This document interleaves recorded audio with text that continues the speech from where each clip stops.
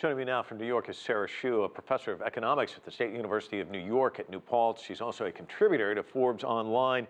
China's made this amazing commitment to eradicating the remaining poor. It's pulled literally hundreds of millions out of poverty. How did it do it? So China was able to pull a lot of people out of poverty by first making agriculture more efficient, and second, inviting a lot of industrialization to occur. A lot of employment was created as a result of that. And also by creating social programs that catered to the poor and people in rural areas, things like welfare, Social Security, and health care.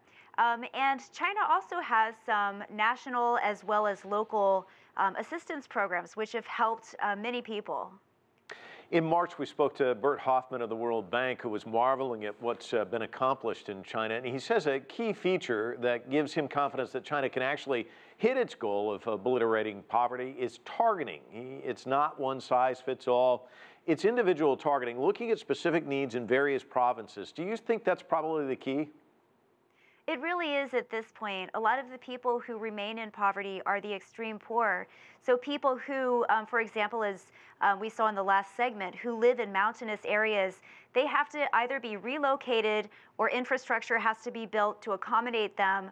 And also markets have to be created for them. So there are many factors that go into it.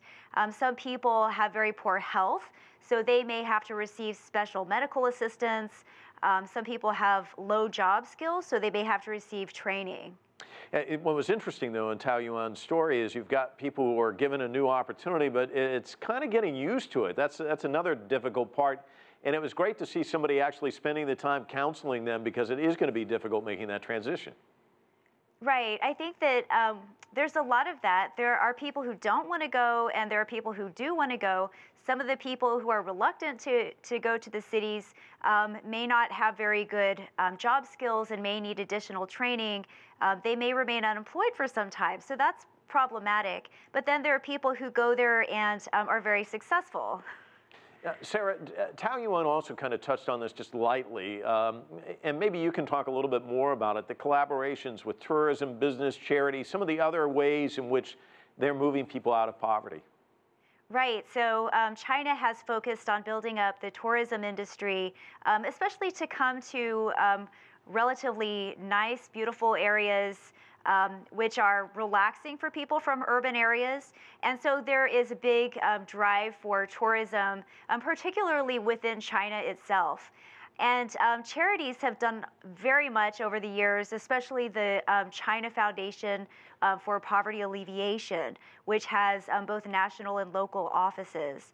And businesses have partnered with local communities in order to provide employment as well as public services. It's really interesting to watch. Sara, thanks so much for joining us from New York. Really Thank you.